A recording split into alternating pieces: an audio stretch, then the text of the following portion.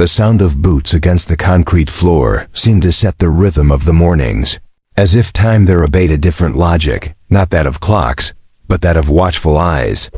She always woke up before the sun, not out of habit, but out of precaution. In the place where she lived, silence wasn't just a relief, it was a shield. The apartment window faced a block identical to hers. And behind that block another, no view, no horizon. Just concrete, clothes on the line, and suspicious eyes. She learned to live with her eyes down and ears alert. Not out of cowardice, but out of survival. The radio crackled with a state-run broadcast. The same music, the same slogans, the same promises, but she listened anyway. Because amid the repetition, sometimes there were codes. Small breaks in the pattern that could mean everything or mean prison. She dressed slowly but strategically, the right color. A neutral tone, hair tied up. In the mirror, she didn't look for beauty, she looked for invisibility. Being noticed was dangerous. And in that country, danger never announced when it was coming. The hallway of the building smelled like stale cigarettes and cheap soap. No one looked each other in the eye. And footsteps were restrained, as if any display of enthusiasm was a sin. She walked down the stairs with her bag clutched tightly to her body. Inside, a notebook hidden among fruits. The breadline began even before the bakery opened. And no one complained. Who would they complain to? The woman behind the counter smiled with her lips, but not with her eyes. They recognized each other, but they didn't know each other. That was safer. At work, every desk had flags. Every wall, portraits of the leader. Every conversation, a pause before each sentence, as if weighing words was part of the job. And it was. In the country where she lived, even silence could be interpreted as opposition. She was a public servant. A position earned by merit, they said. But she knew it was out of convenience. Having someone like her inside gave the system an appearance of justice, and she accepted that. Because saying no cost more than accepting. Days passed without major events. Everything was stable. Everything was the same. But there was no peace and stability. There was control. And control had the scent of fear, the taste of dust, and the sound of distant sirens out at lunch. Each colleague spoke less. Fear had grown since one of them disappeared. No one mentioned it. But everyone knew. And that was enough for the next conversation to be about weather, holidays, or the latest government-approved soap opera. When she received her salary, she smiled with irony. Not because of the amount, but because of the feeling of imprisonment. With a monthly paycheck, she knew she was a small cog, yet essential. And that while she supported the system, she was also crushed by it. In the afternoon, she passed an old building that used to be a library. Now it was a state cultural center. Books had been replaced with panels, ideas with doctrines. And the silence of the shelves made more noise than any speech. She kept a small collection of hidden books at home. She was afraid to read them, but more afraid to forget them. Sometimes, just touching the covers made her feel that something within her had not yet been taken.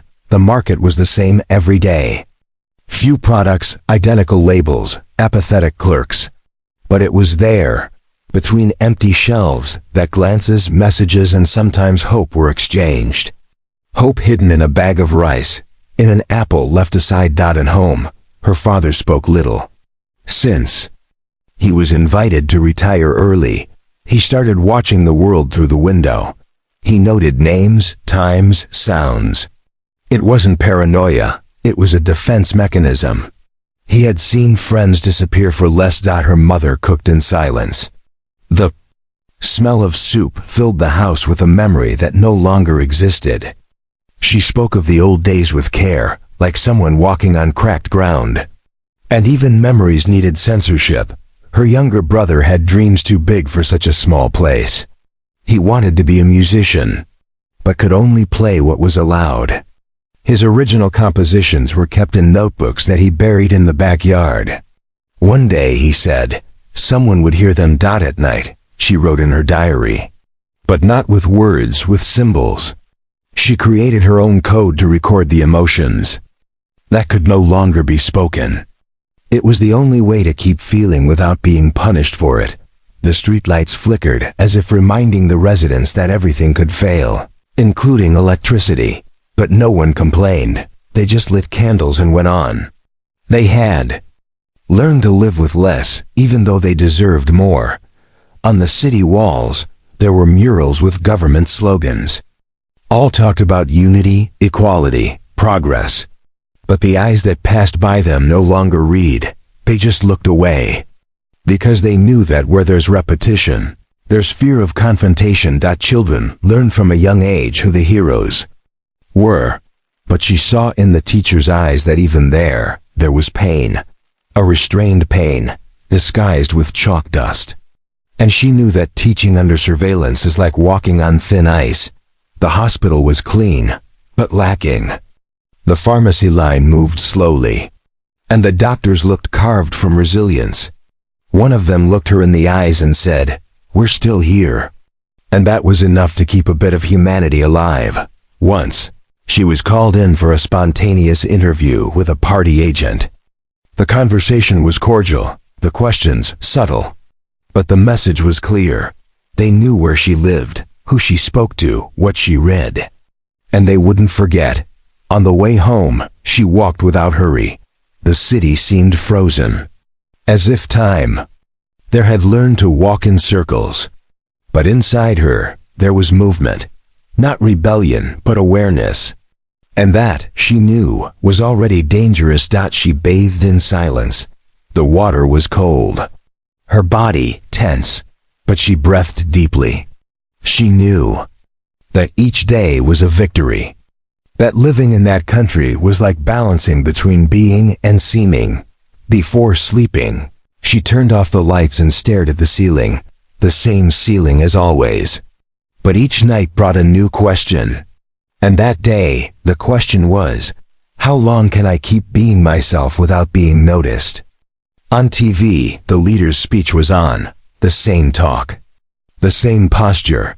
But that day, something in his gaze wavered. She noticed, and knew that even giants have cracks, only very well hidden ones.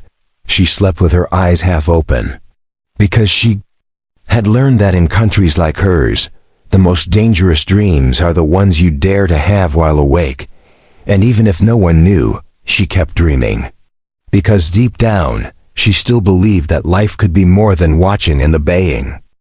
The new day began with a light mist covering the narrow city streets. She opened her eyes even before the alarm clock rang. It wasn't fear, it was habit. The body learns what freedom unlearns. And there, in that gray apartment, she lived between what was allowed and what she desired. She got out of bed silently, walking carefully so as not to wake her father. On the wall, a broken clock always showed the same time, an irony that had long since stopped being funny. In the kitchen, she made weak coffee with the last spoons of rationed grounds. Even the bitter taste seemed to say, "Don't complain, Pampan." Leaving, she locked the door with 2 turns of the key and hid the notebook inside her coat. The pages held no explicit words, only symbols and fragments of ideas. It couldn't be read by just anyone, nor understood by many. It was safer that way. The elevator wasn't working, as usual. She descended the 8 flights of stairs, counting each step like a prayer. At the building entrance, she passed the neighbor from 402. He didn't look at her. He never did. Such a small gesture, and so revealing. In places like that, avoiding contact was a form of respect. She walked to the train station with restrained steps. The sidewalk was damp, but it wasn't raining. The sky always seemed the same, dull without promises. She bought her ticket with the same coins as yesterday. The clerk recognized her, but no words were exchanged. Just a dry nod, like people surviving together, in silence. In the carriage, Everyone stared at the floor or into nothing. Some dozed, others pretended to read. The government propaganda above the windows showed smiles no one believed anymore. She looked at it for a second, then turned away. She preferred to look inward. She arrived at work 3 minutes early, just enough to avoid suspicion. She worked as a librarian in a community center, but the word library had changed meaning. The books were chosen. The authors approved. And any page outside the standard was replaced by state brochures with slogans. In the break room, someone had left a newspaper on the table. She flipped through it, not to get informed, but to look for subtext, small clues. Someone had circled a phrase in red ink: "The future belongs to the obedient." She smiled with the corner of her mouth. She knew it wasn't irony, it was a threat. During her shift, she reorganized the shelves for the umpteenth time. Routine was part of control.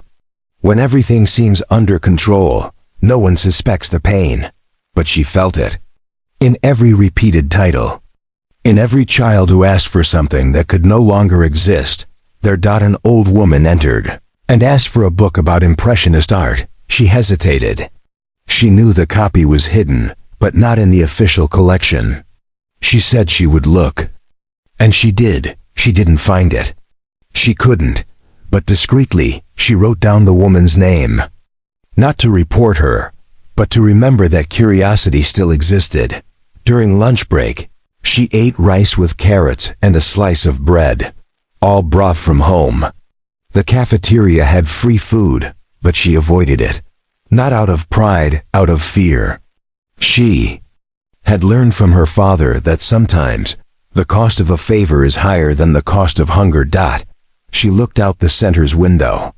The square in front was empty, except for a man scrubbing the floor with exaggerated dedication. She knew. Agents disguised themselves like that. It was a performance to test people's reactions. And she didn't look for more than 5 seconds. That was already too long. Back at work, she found a note inside one of the returned books. A phrase typed on thin paper: "Don't forget who you were before becoming who they needed you to be." She swallowed hard. No one saw. She burned the paper in the bathroom. But not the words. The end of the day came with contained relief. No one ever celebrated much. An exaggerated smile could raise suspicion. On the way out, she greeted the doorman with the same expression as always, and he responded the same. But that day, his eyes seemed to hold something more. A sadness that didn't allow itself to be named. The way back home took longer. She stopped at a clandestine bookstand.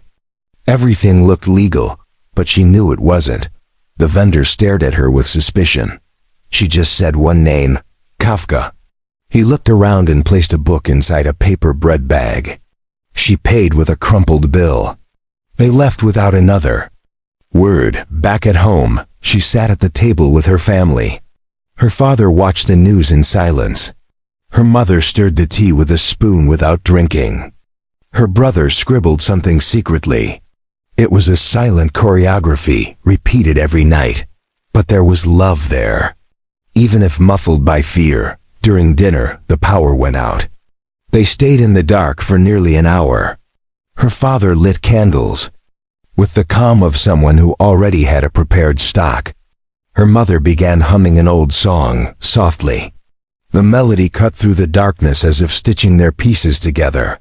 After cleaning the kitchen, she went to her room. Took the hidden notebook from her coat. Opened to a blank page. Wrote nothing. Just rested her forehead on the paper. Like someone praying without words. Like someone who still believes. Night came without warning. The street noise faded. Neighbors took their clothes from the lines. And the sounds quieted, as if even the wind were afraid to make noise. She lay down with a tired body, but an alert mind. On her pillow, she thought about the phrase she had burned. Thought about the hidden book. Thought about her mother's song. And she felt that all of it was more resistance than any protest. Because in that country, to resist was to keep being. Even in silence, she dreamed she was flying over the city blocks, that the windows were open, that people looked at one another, and no one was afraid. When she woke up, she knew she was still alive. And for that, she would keep going. The sun didn't come through the window, but the day had begun. And she was standing, ready to repeat everything again, with small differences only those who feel can notice. And that, she knew, was the most courageous way to fight. The next morning, the alarm clock didn't even go off. The sound of hurried footsteps in the hallway and a distant siren had already awakened the house. Waking up like that was no surprise. There were days when the street seemed to carry a collective fear, and no one needed to say anything for everyone to feel it. She got up and, as always, folded the blanket with precision. Every gesture inside the house held an invisible weight. It wasn't just organization. It was an effort to maintain dignity in a place where being seen as careless could become grounds for suspicion. The coffee didn't last. Only crumbs were left in the jar, so she mixed hot water and lemon peels. Her mother pretended to enjoy it, smiled, and said, "Tastes like memory." Her father remained silent. That was his way of protecting the family, by avoiding feeding hope. Before leaving, she checked twice to make sure the notebook was still in the inner pocket of her coat. She hadn't written in it for days, but its physical presence was like an amulet. Something of hers, even if no one else knew. On the way to the bus stop, she noticed that 2 shops on the street had been shut down. The signs on the doors said they were under restructuring. But everyone knew what that meant. Someone spoke too much. And speaking too much meant anything said out of tone. The bus was late. As always, the fare collector was upset, arguing with someone on the phone. She watched in silence, but inside she tried to calculate whether his mood meant something serious had happened, or if it was just another bad day. Upon arriving at the library, a new notice was posted on the entrance door. It stated that the collection would undergo content adjustments. She felt her stomach drop. She knew what that meant. More books removed. More empty shelves. More stories erased. In the storage room, she found 2 boxes of books separated for disposal. Among them were novels, poetry, philosophy, books that shaped her childhood. One copy had her former teacher's name on the dedication. She gently ran her hand over the cover, then hid the book among her belongings, not out of rebellion, out of memory. During her shift, she saw a child insist on a title that no longer existed. The mother, embarrassed, tried to redirect her, but the child kept asking, "Why don't they have the book about the boy who could fly?" She didn't answer. Because there was no safe answer for such a simple question. At lunch, she avoided the cafeteria again, sat in the back of the library, and ate what she had brought from home. While chewing, she thought of her grandmother, who used to say that resisting also meant chewing without pleasure, just to keep going.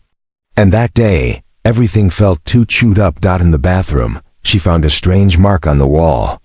A small, almost invisible symbol drawn in charcoal. It wasn't art, it was code.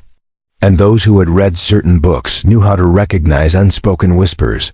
She didn't touch it, but she understood. There were more people awake than it seemed. In the late afternoon, the manager asked to speak with her. He said they needed to maintain the appropriate institutional climate, and that some colleagues were uncomfortable with her reserved demeanor. It was a veiled warning. But she listened calmly, nodded, and inwardly reinforced the certainty. That silence disturbs more than a scream. On her way home, she saw a group of students being stopped by police officers. They wore shirts with phrases that seemed harmless, but might be metaphors. The oldest of the group stared at the officers with dignity. She looked away, not out of fear, but out of respect. At home, her brother was restless. He said he wanted to leave the country, that there was a way, a chance. She listened in silence. She didn't say it was dangerous. He knew, but she told him that if he went, he should leave a note with their grandfather's name. He would understand. That night, her father took an old photo from the drawer. In it, he smiled alongside friends who were no longer alive or had vanished without a trace. They looked at the image for minutes, without saying a word, just feeling the weight of what had been possible to live and what had been forbidden to remember. Before bed, she opened her notebook, wrote just one sentence. Life here is not measured in days but in silences endured. Then she tore the page and burned it, not out of cowardice, but because, in that country, even memory could be grounds for imprisonment. She dreamed she was in a lit-up square, reading aloud to a crowd that applauded. She woke up to the sound of rain against the glass, and for a second, she believed the dream was still real. But soon she realized it was just another gray morning.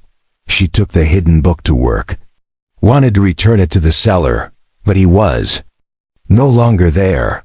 In his place, a sign read that the stand was under technical repair.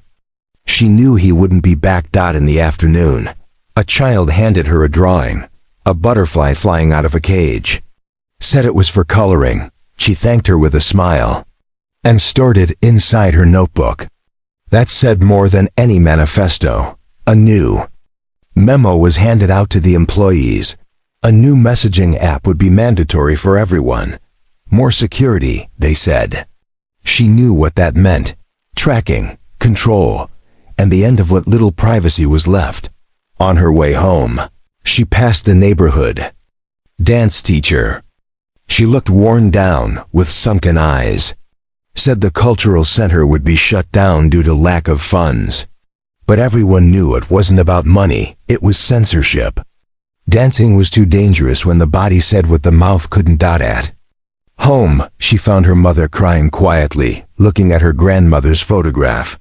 She only said, "She used to say this would pass one day." And the daughter replied, "We're the ones who have to make it pass." Even if only with small gestures and pages no one reads. Her brother came running in. Said the opportunity was set for 2 days from now. She hugged him without saying anything, then went to the bag hidden in the closet and pulled out an old notebook. It belonged to their grandfather. She gave it to him and said, "If you make it, read it, but only when you feel ready." At dawn, the wind blew hard, and she felt the world was changing, even if she didn't yet know where to. She closed the window carefully, then opened it again, and let the wind in. As she lay down, she stared at the ceiling for long minutes, thought about the child who still dreamed, the old man who still resisted, the brother who might leave, and about herself, trying to keep what was left of her soul intact. And when she closed her eyes, she didn't wish for freedom. She wished for time. Time to keep being who she was, even if only on the inside. On the day set for her brother's departure, the house seemed to breathe more slowly. No one mentioned the subject directly, but every gesture was slower, every glance more loaded. The father prepared the coffee more carefully. The mother packed the son's backpack as if he were just going to school. And she tried not to tremble while folding his favorite shirt. At the door, the brother hugged their mother tighter than usual. He only said, "I'll try," she replied. "Come back if you can. Remember us if not." It was the only moment when silence lost to love. And that, in a country where words are dangerous, was almost a revolutionary act. She went to work with red eyes. On the bus, she kept her face turned to the window the entire time. She didn't want to risk running into someone she knew and failing to hide her feelings. It felt as if part of her had left in that backpack, but another part remained, steady. Standing. At the library, everyone seemed quieter than usual. One of the staff members had been transferred for administrative reasons. No one commented out loud, but everyone knew he'd been taken. Why? No one knew for sure. Maybe for reading too much. Maybe for talking too much. maybe for simply existing in a way that disturbed. During her lunch break, she returned to the basement and found an anonymous envelope among the books. Inside, there was only one handwritten sentence: "You are not alone." The paper was thin, the handwriting careful, no signature, no clue. Just that silent reminder that resistance takes many forms. In the days that followed, her routine didn't change on the outside, but inside, everything was different. She started to notice small signs: lingering looks on the bus, marks on lampposts, whispers among neighbors. The city seemed to want to speak. But it still wasn't the time. On a cloudy afternoon, her boss announced a government inspection visit. Everything needed to be in perfect order. They weren't just looking for messes, they were looking for noise. Between the shelves, she hid the eyes of books she had memorized from rereading so often. She knew that every line engraved in memory was a form of preservation. During the inspection, she avoided eye contact. One of the men looked directly at her desk and asked, "Do you like what you do?" She took a deep breath and answered, "I like stories." He didn't react, just wrote something on paper and moved on. She knew that, in that place, even liking something could sound subversive. After the team left, there was a collective sense of relief, but she knew it wouldn't last. The next day, the library opened with fewer books and more cameras. The surveillance was now official. There was no more effort to hide it. It was control with a signature. At home, her mother asked if there was any news about her brother. She shook her head. Then she left an apple in his room. It was her grandmother's habit to leave a gesture in place of presence, as if saying, "I still believe," even without any certainty. On a rainy Friday, she found a young girl sitting on the steps of the library, crying with a book in her hands. She approached slowly, sat beside her without asking anything. After a few minutes, the girl said, "It's the only place where I still feel like myself." She replied, "Then don't let them take that from you." The following week, there was a blackout in the area.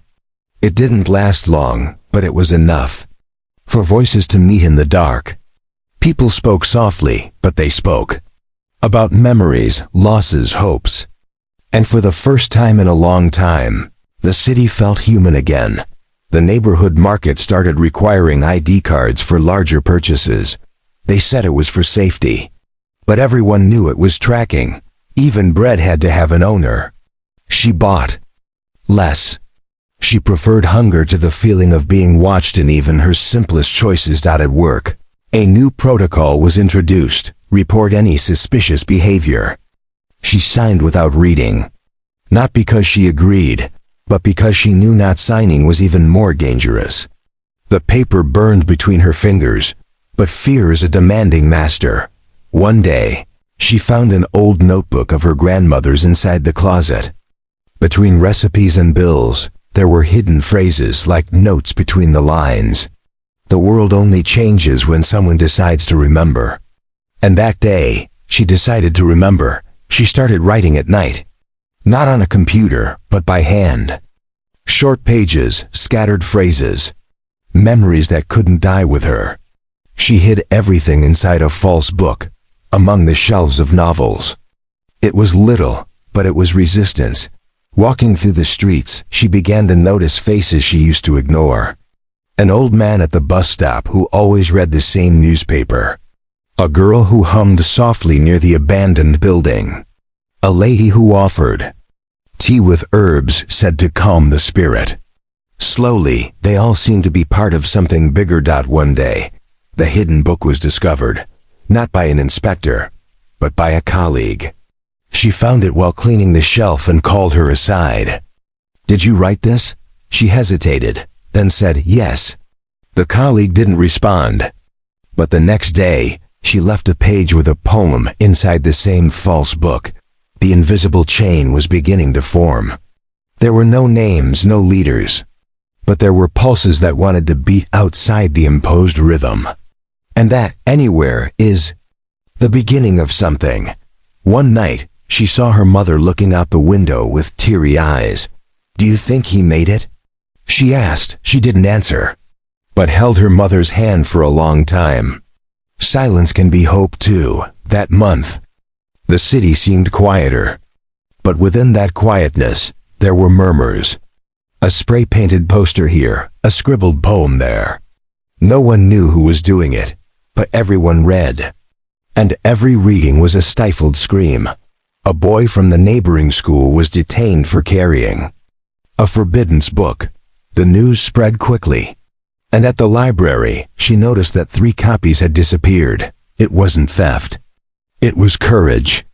And that, even without a name, has value. Winter came early. The city turned grayer. But inside the library, she planted a flower, in a small pot hidden among the shelves.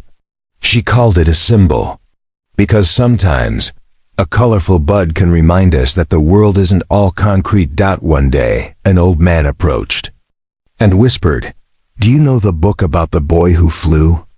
She smiled and handed him a copy she had hidden among old maps. The man thanked her without words. And that was enough.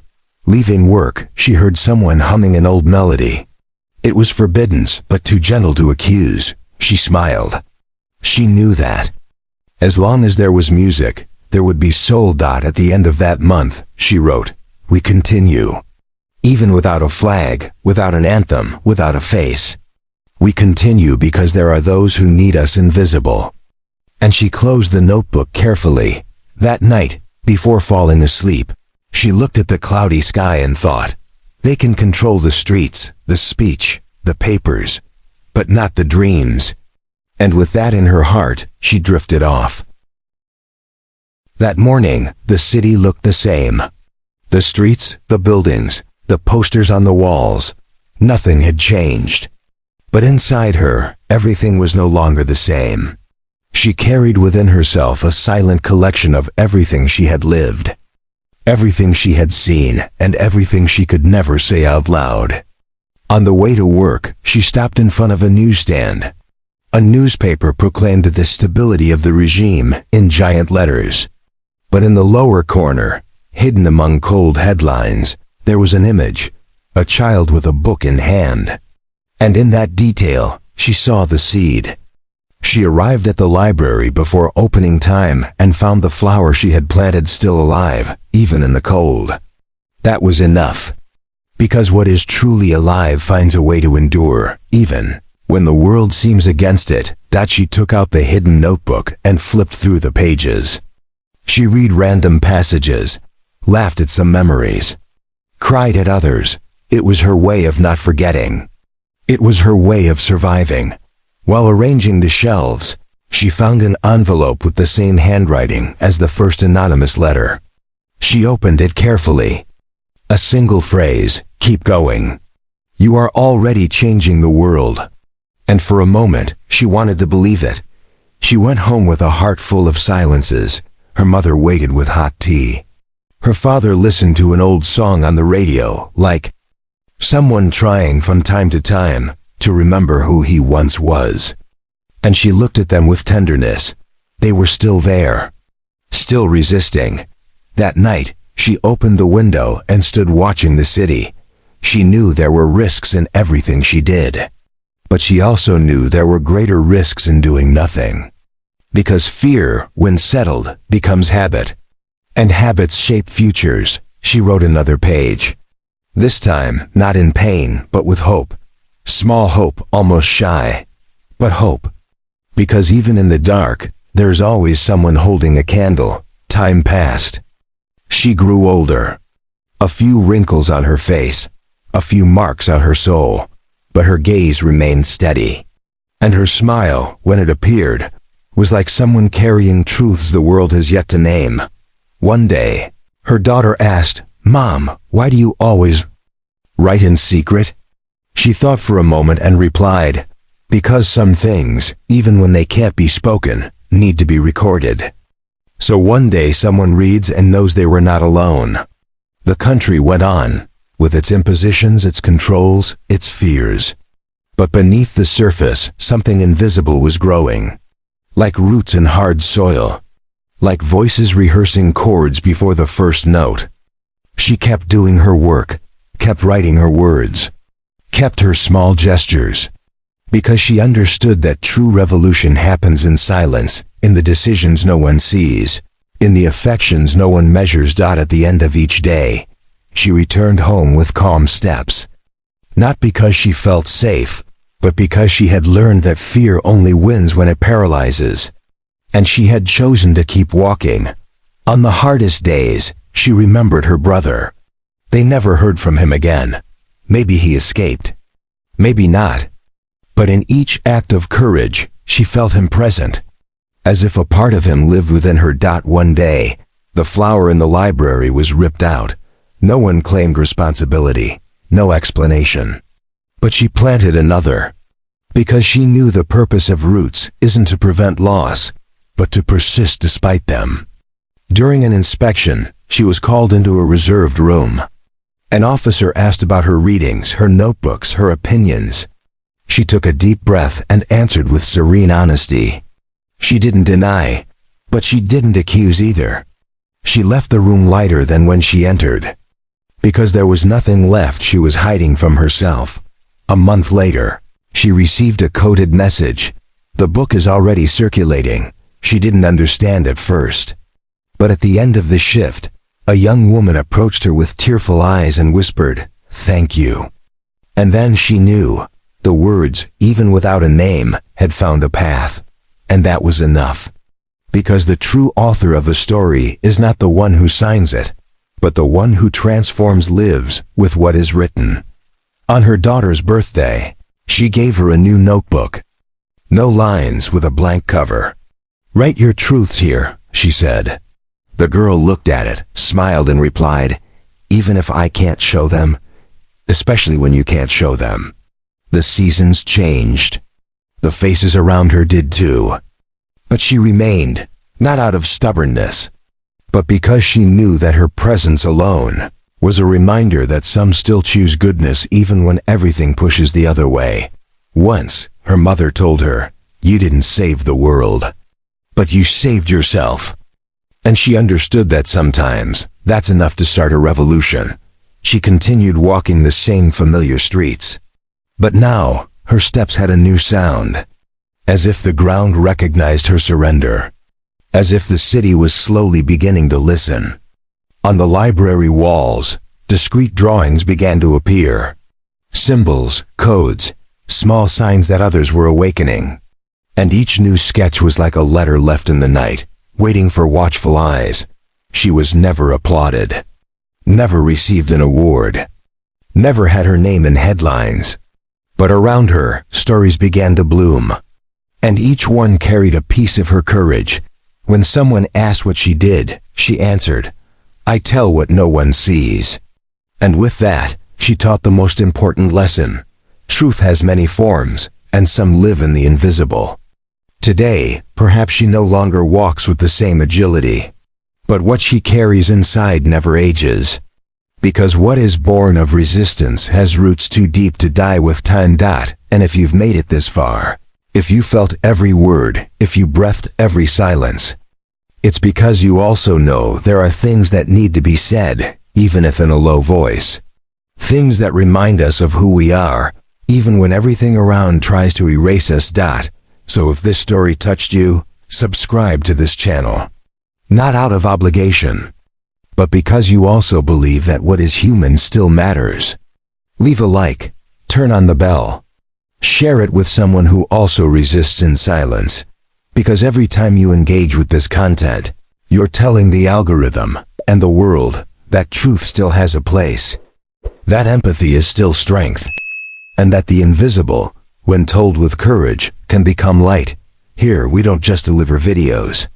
We deliver memory, resistance, humanity. And if you're here, you're part of it too. Come back often. And never forget, even the most controlled lives still carry freedom where no one sees. And that's why we tell these stories.